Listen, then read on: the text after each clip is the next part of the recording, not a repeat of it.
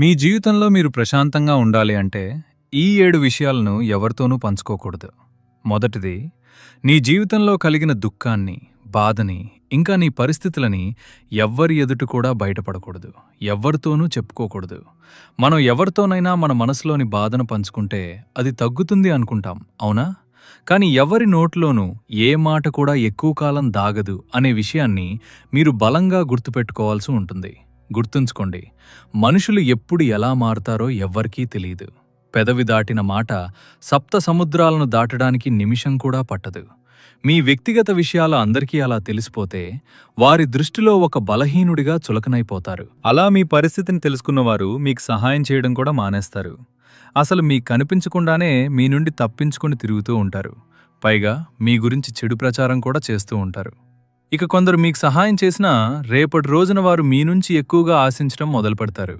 ఇక అదే మీ మిత్రుల రూపంలో ఉన్న శత్రువులతో మీ బాధనంతా పంచుకుంటే వారు మీ జీవితంలో మిమ్మల్ని ఇంకా దిగజార్చడానికే ప్రయత్నిస్తారు. కాబట్టి ఎవరి దగ్గర కూడా మీ నిస్సహాయతను, అలాగే మీ బాధల్ని పంచుకోకండి. జాగ్రత్తగా ఉండండి. ఇక రెండోది, నీ గతం గురించి, ఇంకా రేపటి రోజున నువ్వేం చేయబోతున్నావో, నీ భవిష్యత్తు యొక్క ప్రణాళికల గురించి కూడా ఎవరితోనూ పంచుకోకండి. జరిగిపోయిన గతం గురించే ఎవరితోనైనా పంచుకుంటే అదే మీకు అనుకూలంగా మారిపోదు. మీ కథ విన్నవారికే ఏమాత్రం కూడా జాలి అనేది కలగకపోగా పైగా ఇంకా మీరు అవమానాలు పాలవుతారు. అనవసరంగా ఎందుకు చెప్పుకున్నానా అని క్షణక్షణం బాధపడే పరిస్థితికి తప్పకుండా తీసుకొస్తారు. ఇక మీరు వారికి చులకనైపోతారు.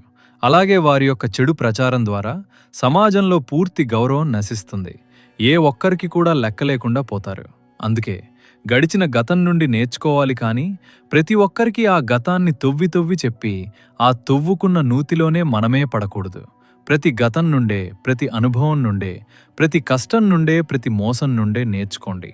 మిమ్మల్ని మీరు గొప్పగా మార్చుకోండి. ప్రతి వ్యక్తి దగ్గర కూడా తెలివిగా నడుచుకోండి. ఎందుకంటే ప్రతి ఒక్కరికి తమ సొంత లాభాలు, తమ సొంత సుఖాలే ముఖ్యం. కాబట్టి జాగ్రత్తగా ఉండండి. అలాగే ప్రతి పరిస్థితిని ధైర్యంగా ఎదుర్కోండి. మీ భవిష్యత్తు యొక్క ప్రణాళికలు కూడా ఎప్పుడూ ఎవరికీ చెప్పుకోకూడదు.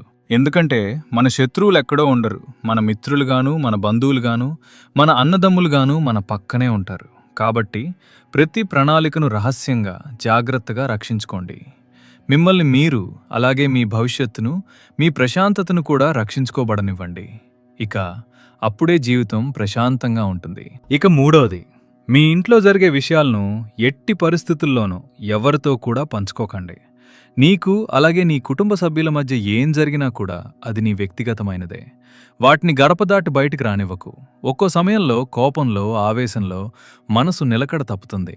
అయినా సరే ఇతరుల ముందు మన కుటుంబ సభ్యులను ఎప్పటికీ విమర్శించవద్దు. వారిని తక్కువ చేసి ఎట్టి పరిస్థితుల్లో కూడా మాట్లాడకూడదు. ఏమైనా సరే కుటుంబ సమస్యలను, గొడవలను ఇతరుల ముందు బహిర్గతం చేయకండి. ఇక ఈ కారణంగా మీ కుటుంబం అంతా కూడా ఈ సమాజానికి చులకనైపోతుంది. ఇక శత్రువులైతే అదే అదునిగా చూసి మీ అన్యోన్యమైన బంధాల మధ్య తల దూర్చి విడగొట్టే ప్రయత్నాలు చేస్తూ ఉంటారు. ఇక నాలుగవది, నీ బలాన్ని, ఇంకా బలహీనతలను ఎవరితోనూ పంచుకోకండి. ఇతరుల ముందు మీ బలాన్ని, అలాగే బలహీనతల్ని బయటపెడితే నీ బలాన్నైతే వాడుకుంటారు, ఇంకా నీ బలహీనతతో ఆడుకుంటారు. వాటిని ఉపయోగించి మిమ్మల్ని మానసికంగా కృంగదీయటానికే ప్రయత్నిస్తూ ఉంటారు.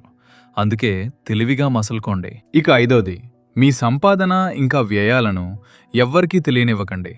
మీ ఆదాయమేమిటో అందరికీ తెలిసిపోతే వారికి మీ మీద ఆశలు ఎక్కువైపోతాయి. మన పరిస్థితులు ఎలా ఉన్నా వారికి ఏ అవసరం ఉండదు.